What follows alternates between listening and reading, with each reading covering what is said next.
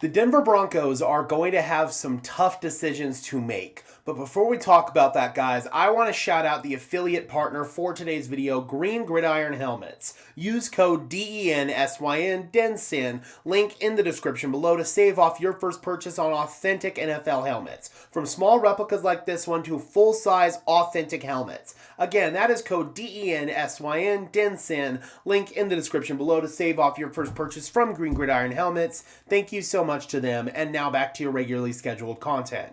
With the Denver Broncos bringing in 7 players through the draft, and with them projected to sign 15 players in undrafted free agency, their active roster would sit at 92. They need to get it down to 90. Thomas Yasmin, the tight end from Australia, is on the International Pathway Program, so he is not part of the 90-man roster math. They need to get down 2 players, and in this video, I want to preview who some of those players could be. And remember, guys, they're also holding some tryouts in rookie minicamp, which is going to go down the 9th through the 11th. So if there's some players that they like in minicamp tryouts, then the number of cuts could go up. You have to be at 90 players or else you're going to get fined. So at the end of the day, the Broncos need to make these cuts sooner rather than later. And some of the options here, when you just look at the depth on this roster, I immediately look at the wide receiver room where they brought in Pat Bryant through the draft, as well as they signed 3 undrafted free agents.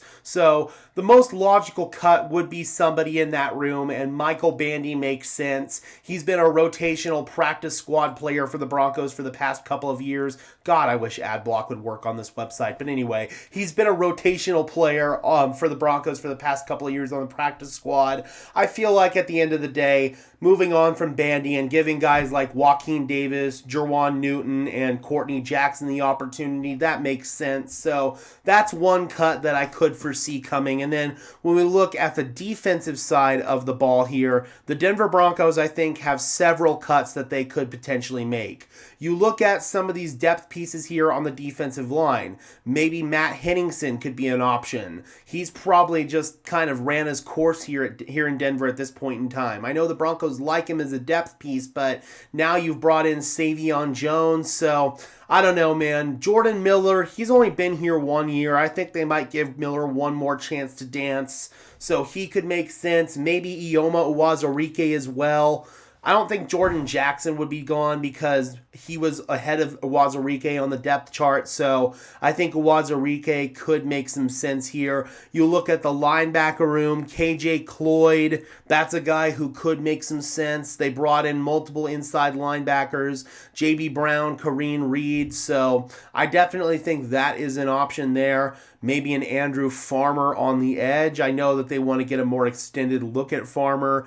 Then we look at the secondary here. Delarian Turner-Yell's coming off of an ACL, but they just brought in Sam Franklin as kind of that special teams piece, safety depth, if you will. They still have Keidron Smith, who they're high on, as well as J.L. Skinner, so I could see him maybe being gone, or maybe a guy like Tanner McAllister. And then finally, when you look at the special teams depth, at this point, I don't think Matt Hawk's going to make the team. Maybe they want to keep him here just as a camp leg, but Jeremy Crawshaw, if you're spending a draft pick on a punter, that means he's going to be your starting punter. So I don't think Matt Hawk makes any sense to keep him here unless they just want to keep him here for training camp purposes. And then they do have an extra long snapper on the roster, but Mitchell Fraboni is dealing with an off-season injury. He'll be ready to go by the time the season starts, but they've got Triner in here, Zach Triner, for off-season activities, all the training stuff, OTAs, minicamp, all that good stuff. So at the end of the day, man, those are some names that could make sense for the Denver Broncos to move on from. I honestly feel like the Denver Broncos are going to make a few signings after these tryouts and minicamps, so we could see more than 2 players cut, but as of right now, they need to cut at least 2. Alright guys, be sure to leave a like on this video as well, subscribe and ring the bell so these videos appear in your notification feed, and let me know in the comment section below, guys, who are your top cut candidates for the Denver Broncos at this point in time. And until next time, guys, I'm your host, Gage Madrid, saying peace out.